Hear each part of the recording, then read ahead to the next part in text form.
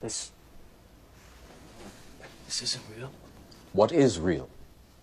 How do you define real?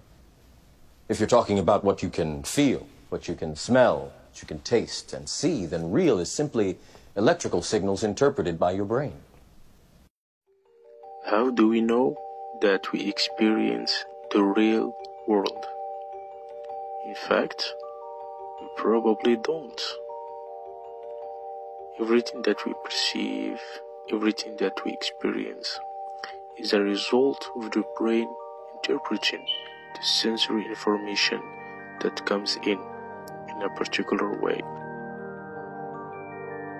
Now you could say that all of our experiences are all hallucinated. It's just that whenever we agree about what's out there, that's what we call reality. Brain brings to bear its prior expectations about what's out there in order to interpret this massive, noisy and ambiguous sensory information that it continuously encounters. Perception, instead of just being a reflection of what's actually there in the world, is always this active process of interpretation. It's easy to assume that we see with our eyes. In fact, we see with our brains. Our eyes are of course necessary, but we actually end up perceiving is much more a product of how our brain interprets all this information from the eyes. The eyes is this window into an objective external reality, and when the balance is disturbed between how the brain interprets sensory information and what the sensory information actually is, that's when people start to see things that other people don't, and that's what we call hallucinations. When you look at a cloud and sometimes you can see faces in clouds, now that's a kind of hallucinations. Other people who will see things that really other people don't see, that's just a different balance that they have between how their prior expectations influence the sensory data that comes in.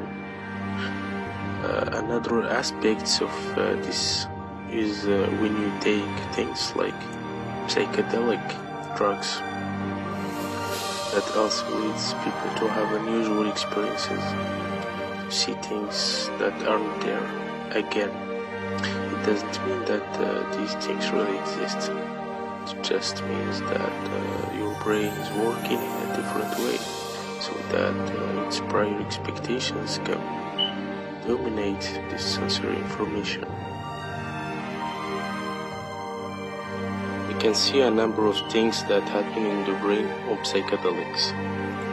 One of the things that happens in the brain generally becomes a bit more disorganized. Normally, in the brain, different parts of the brain have activity that correlates. So we see all these networks in the brain with different areas active at the same time, and then they diminish their activity at the same time as well.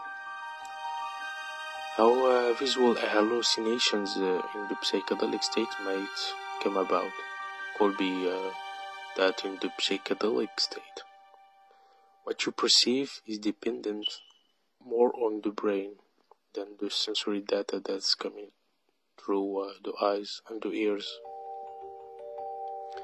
And we have the opportunity now to try to characterize exactly how and why this happens.